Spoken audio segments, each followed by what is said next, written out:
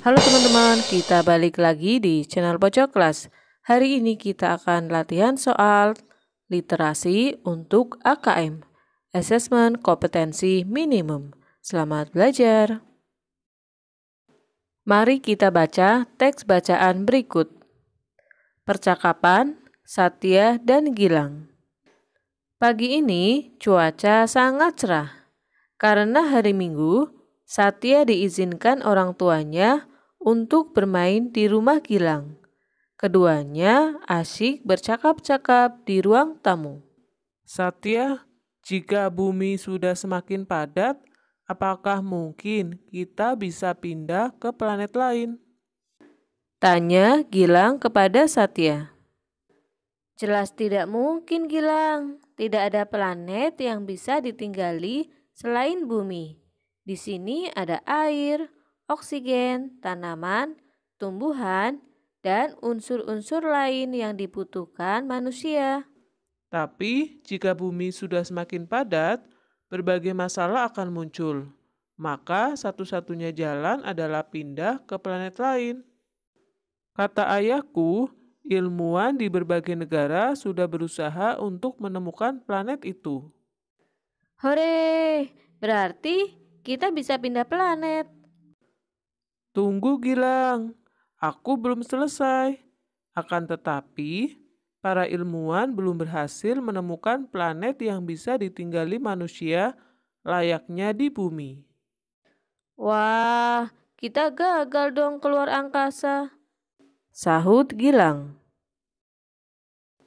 Studi terbaru menemukan uap air pada atmosfer planet luar tata surya yang mirip bumi.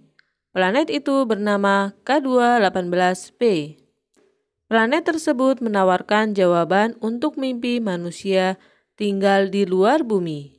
Uap air yang terdeteksi di atmosfer planet ekstrasurya ini sangat menarik bagi para peneliti karena sesuai dengan kebutuhan manusia. Selain uap air, suhu udara di sana juga cocok untuk dihuni kehidupan. Berita yang dibacakan oleh seorang presenter sebuah stasiun televisi membuat Gilang dan Satya terdiam. Keduanya langsung asyik dengan berita tersebut. Namun, mengingat jaraknya yang sangat jauh, kami tidak memiliki pilihan lain selain tetap di bumi. Jadi, penting untuk menjadikan bumi hebat kembali daripada mencari alternatif untuk dituju, kata Angelo Sierras, salah satu peneliti dan astronom yang tampak di layar televisi. Dari percakapan tadi, gambar-gambar manakah yang sesuai dengan cerita percakapan Satya dan Gilang? Gambar pertama, apakah cocok?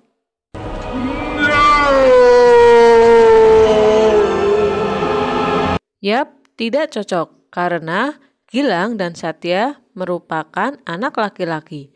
Sedangkan gambar yang pertama merupakan dua anak perempuan. Kita ke gambar kedua. Apakah gambar kedua cocok dengan percakapan antara Gilang dan Satya? Jawabannya adalah sesuai, karena kata kuncinya adalah dua orang laki-laki yang sedang menonton TV sambil bercakap-cakap. Selanjutnya, gambar ketiga. Apakah sesuai dengan percakapan Gilang dan Satya? Jawabannya adalah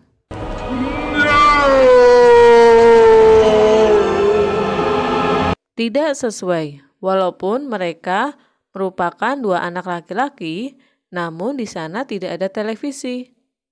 Lanjut kita ke gambar keempat. Apakah sesuai?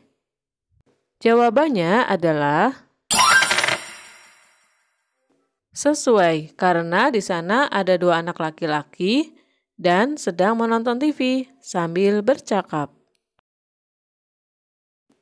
Masih seputar percakapan antara Satya dan Gilang, selanjutnya kita ke pertanyaan berikutnya. Satya dan Gilang sangat asyik membicarakan tentang kemungkinan untuk tinggal di luar angkasa. Berdasarkan percakapan tersebut, pasangkanlah kesimpulan dan alasan yang sesuai. Silakan teman-teman jawab.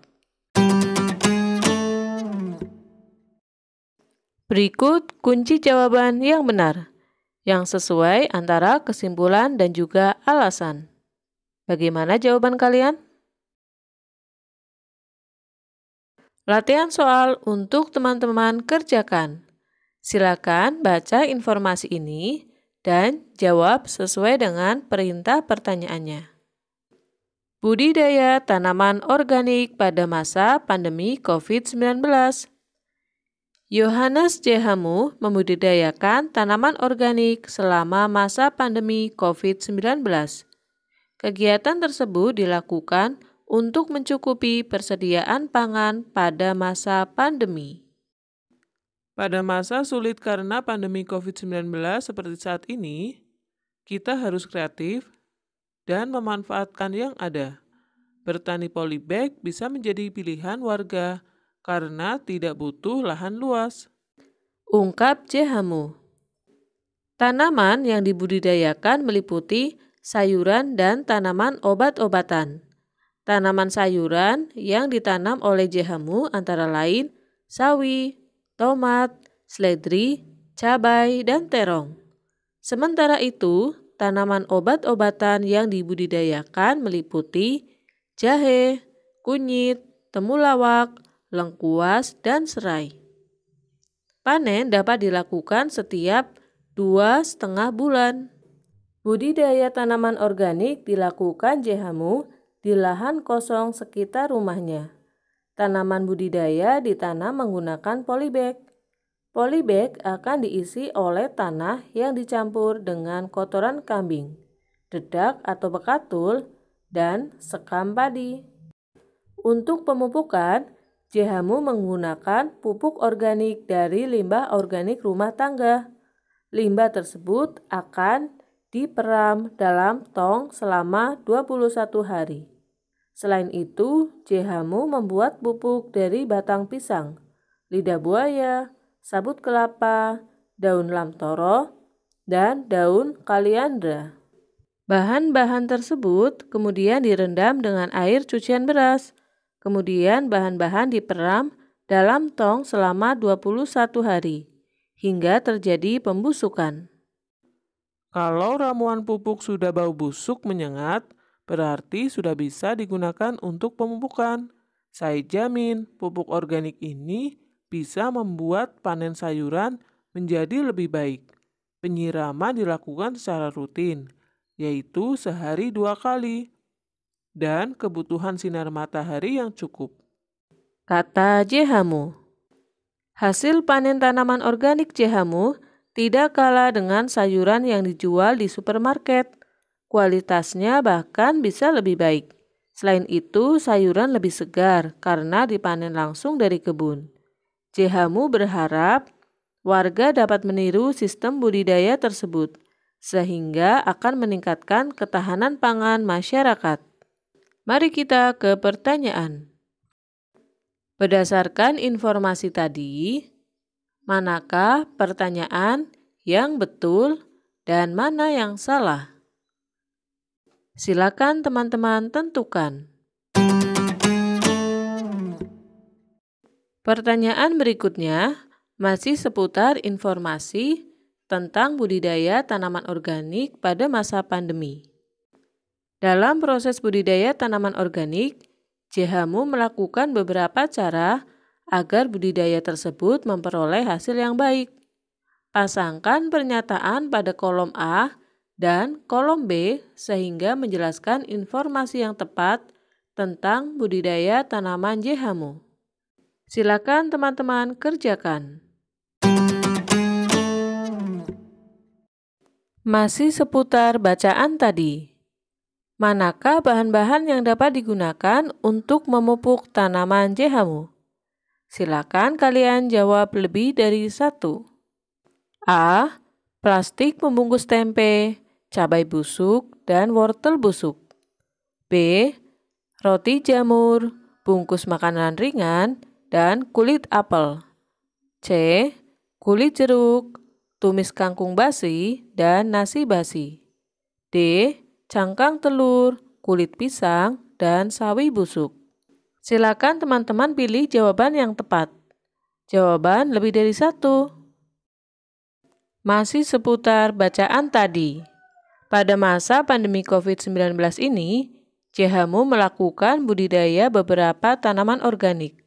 Tanaman tersebut berupa sayuran dan tanaman obat-obatan. Mengapa Jehamu melakukan hal tersebut? A.